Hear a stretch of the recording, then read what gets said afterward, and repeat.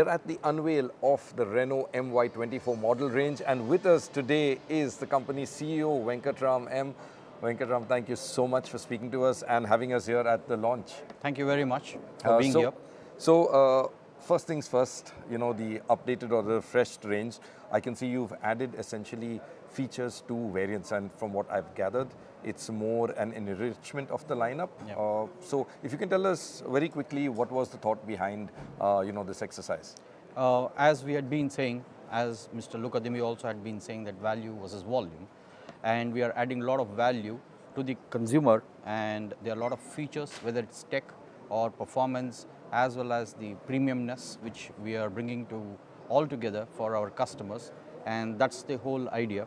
And still, we did a lot of exercise internally for last 1 year to control the costs which are coming out of the purchase material as well as the engineering, and with great efforts, and thanks to the purchasing team as well as our engineering team, that we are able to manage our costs and pass the benefit to the consumer. So that's the whole intent, with added value to it and added safety, which is more critical for us. And no matter what regulations are, we are still on with the safety standard as a hygiene, and will continue to do so. Right. And speaking of added value, one thing is, let's say the Kiger, a fairly new model, but your Quid, it's been around since 2015, if I'm not mistaken, 2014N. When will we see the updates in terms of next generations or a massive facelifts coming? Is that on the cards as well? Currently, at this point of time, we are trying to keep this model as is, because there are only 3 cars in the market and 2 players, and we want to continue keeping A segment car for good time of period, as long as the regulatory issues do come into picture. When the regulation comes, then we have to review the whole sequence of A segment. Till then, we will continue this, but as of now, we don't have a plan of bringing it at phase 3 or the next gen Quid for India as yet. Right. But it doesn't mean that we will not bring it. But today, the plan doesn't exist, but we'll continue to have this model in the marketplace. But actually, it's an interesting thing that you said, because affordability of cars is kind of moving away from the entry point, and it's good, like you said, just 2 players in the entry level space. Do you think that the regulations are pushing things away from a lower price point, and how much of a challenge is that? Obviously, regulations do add value, and there are price points where you have to manage and you cannot manage. So now with the new regulatories which are coming in, and A segment car is taking a beating for sure, and I don't know how long it will be a sustained market, maybe 2030 till then. And we need to see what best we can be in the marketplace, and regulations define which segment remains in the marketplace, at what cost points or what pressure points we have in the cost.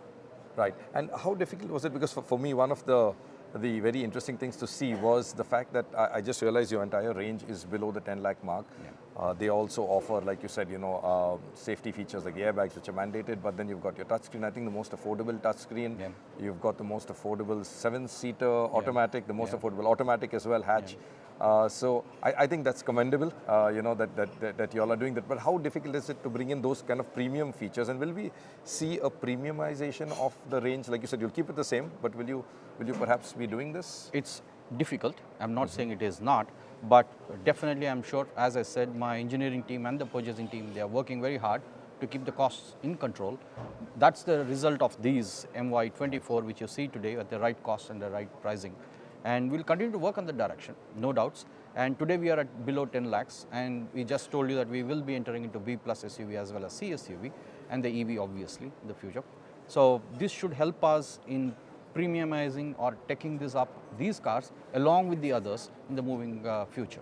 Right. So we will see feature additions, more premium features on this range, which is actually, I think, a good thing.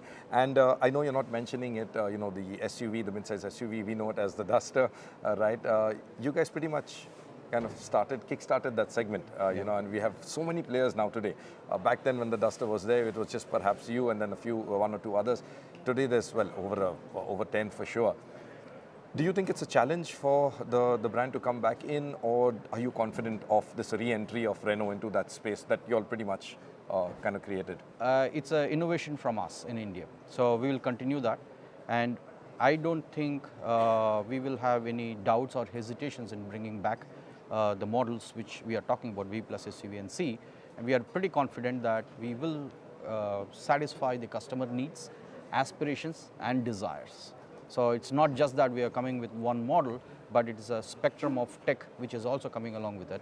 And I'm sure that we will be pretty successful with those models. Right. And Venkat, one last question. I know you've got a busy schedule as well, but with the fuel mix, now you are coming up into a sort of a more premium, like you said, segments. We will have the mid-size SUV, EVs. What's your sort of take on hybrids, strong hybrids? Because you do have that in your international portfolio. So how do you see, let's say, the next 8 to 10 years shaping up in terms of a powertrain strategy at Renault? See, currently we are having gasoline and we are working on E20, ethanol. And ethanol will go to E20, E40, E85 as maxing. We are working on that. Ethanol is not new for Renault because we are already adapting in Brazil, so it's an adaptation. EV, we are not new for EV because Renault Paris or Europe is well versed with the EVs, so we are going to get into that. And now comes CNG. We are also working on that direction about the CNG, how we should adapt and where we will be going. So we're having so many multiple fuels. Now hybrid is also in picture. But I don't think that in the announcement which we did on the 5,300 crores, we have anything on the hybrid. But moving forward in the international game plan, maybe we will have, but that is in the framing, so I cannot comment on that as of now. Sure. And return to diesel perhaps? I don't know as yet. So we need Still to exploring. do the framing of international game plan 2027. Correct. Great. So thank you so much for speaking with us, and wish you all the best, and we hope to catch up with you with the Duster perhaps. Thank you. Thank you. Nice meeting. Bye-bye.